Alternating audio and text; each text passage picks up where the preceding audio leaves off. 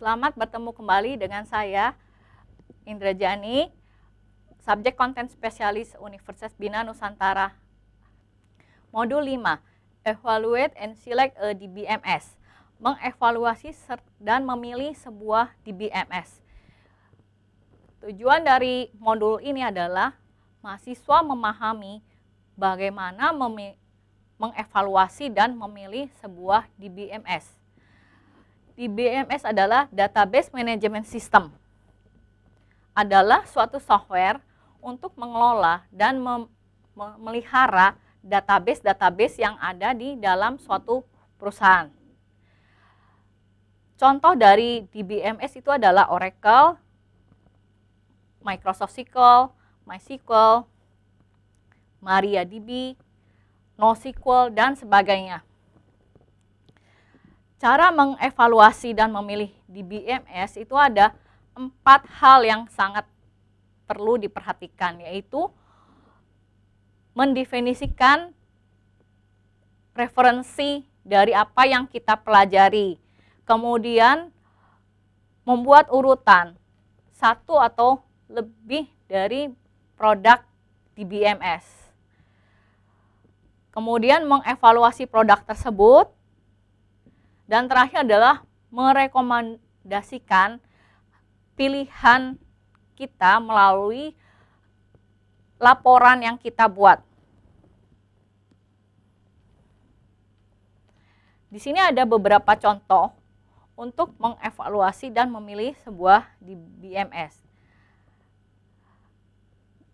Memilih DBMS itu ada beberapa kategori, yaitu adalah General Information, timeline-nya, kemudian Operation System Support, Basic of Features-nya, Constraint-nya, Table and Views, kemudian Index-nya, kemudian Database of Capability, lalu Data Types, Others Object, dan aksesnya. Nah, dari kategori-kategori tersebut, maka didapatkan perbandingan antara Microsoft SQL Server dengan Oracle.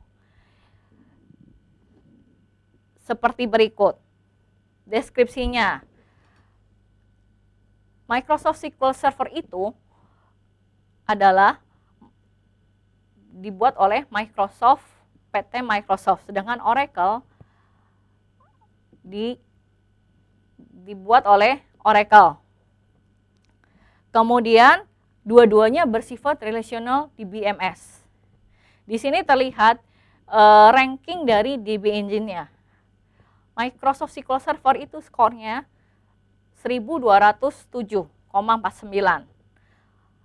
Ranknya 3 overall dan rank 3 untuk relation DBMS. Sementara Oracle memiliki skor 1399,50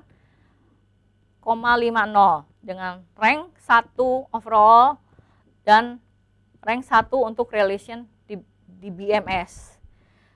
Kemudian di situ juga dituliskan websitenya, di mana Microsoft SQL Server itu di microsoft.com, sementara di Oracle adalah di oracle.com. Keduanya memiliki technical documentation. Keduanya juga memiliki developer yang ada di perusahaan masing-masing. Kemudian initial release untuk Microsoft SQL adalah 1989. Sementara Oracle adalah 1980. Di sini berarti Oracle lebih lama, istilahnya lebih lama daripada Microsoft SQL. Kemudian current release-nya adalah untuk Microsoft SQL Server 2016 bulan Juni. Sedangkan untuk Oracle Juli 2014 versinya adalah 12. Kemudian kedua-duanya bersifat komersil license-nya. Dan kedua-duanya juga tidak berdasarkan cloud. Implementation language untuk Microsoft SQL itu menggunakan C++, sedangkan Oracle itu C dan C++. Kemudian server operating system pada Microsoft SQL itu Windows basisnya. Sementara untuk Oracle cukup banyak, yaitu dari AIX, kemudian HP, Linux, OS, Solaris, Windows, dan ZOS. Kemudian untuk data scheme, kedua-duanya memiliki. Demikian pula typingnya kedua-duanya memiliki. XML support juga sama-sama memiliki. Secondary index, Microsoft dan Oracle juga ada. Kemudian SQL, Microsoft SQL dan Oracle ada. Lalu mengenai API dan akses metode yang lain, pada Microsoft SQL itu menggunakan OLIDB, Tabular Data Stream, JDBC, ODBC. Sementara di Oracle adalah ODP.NET, Oracle Call Interface, JDBC, dan ODBC, serta OCI. Kemudian untuk supporting programming language, di sini terlihat Oracle jauh lebih banyak. Di Microsoft SQL itu ada programming C++, Delphi, Go, Java, JavaScript, PHP, Python, R, Ruby, dan Visual Basic. Sedangkan di dalam Oracle itu C, C#, C++, Clojure, COBOL, Delphi, Eiffel, Erlang, Fortran, Groovy, Haskell, Java, JavaScript, Lisp, Objective-C, Okami, Perl, PHP, Python, R, Ruby, Scala, TCL, Visual Basic. Kemudian untuk server-side script, di sini Microsoft SQL memiliki Transact SQL and Net Language. Sementara di Oracle terkenal dengan PL, SQL. Dan untuk triggernya, keduanya itu memiliki. Itu perbandingan antara Microsoft SQL dengan Oracle. Sementara kalau kita bandingkan antara Microsoft SQL dengan MySQL, itu seperti berikut. Dua-duanya merupakan RDBMS, di mana seperti yang tadi saya sebutkan, Microsoft SQL itu memiliki skor 1207,49 dan rank 3 overall dan rank 3 relation database di BMS. Sedangkan MySQL memiliki skor 1376,7 dan ranknya adalah 2 overall dan rank 2 relation di BMS. Websitenya Microsoft SQL di microsoft.com, sementara MySQL di mysql.com. Keduanya memiliki technical documentation juga. Developernya untuk Microsoft SQL itu Microsoft, sementara MySQL itu Oracle. Kemudian initial release untuk Microsoft SQL dirilis tahun 1989, sementara MySQL 1995. Current release SQL Server adalah 2016, sementara MySQL Desember 2016 dengan versi 57.17. License-nya kalau Microsoft itu komersial, sementara MySQL itu open source, sehingga tidak berbayar sama sekali.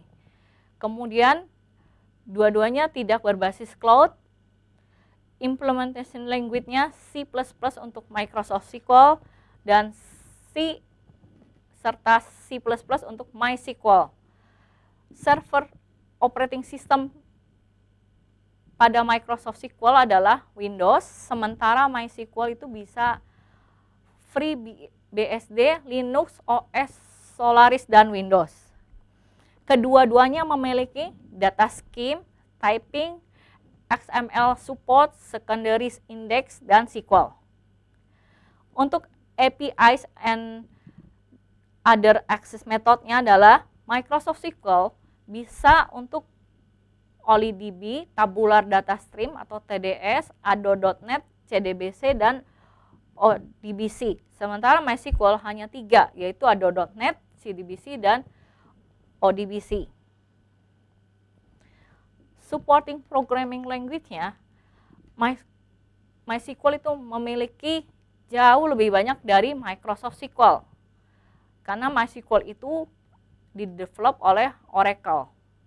Antara lain adalah ada C++, C#, D, Delphi, Eiffel, Erlang, Haskell, JavaScript, Java, Objective-C, OCaml, Perl, PHP, Python, Ruby, Scheme. Dan untuk server side script-nya, Microsoft SQL menggunakan Transact SQL and Net Language. Kemudian kedua-duanya memiliki trigger.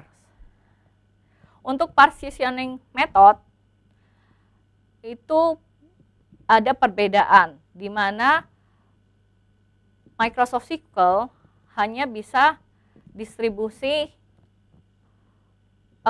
secara across dari beberapa file, kemudian sedangkan MySQL itu hanya horizontal partitioning. Untuk replication method untuk Microsoft SQL bisa, tetapi tergantung dari edisi dari SQL servernya. Sementara untuk MySQL hanya master-masternya saja. Kemudian MapReduce dua-duanya tidak bisa, konsistensi konsep dua-duanya sama bisa secara konsisten. Untuk foreign key, transaction concept, kemudian concurrency dan durability serta in-memory capabilities dua-duanya memiliki kesamaan. Untuk user concept di Microsoft SQL itu disesuaikan dengan standar dari SQL-nya. Sementara di MySQL itu disesuaikan dengan otorisasi konsep yang ada. Demikianlah modul 5. Semoga semuanya dapat bermanfaat bagi para pendengar. Sampai jumpa.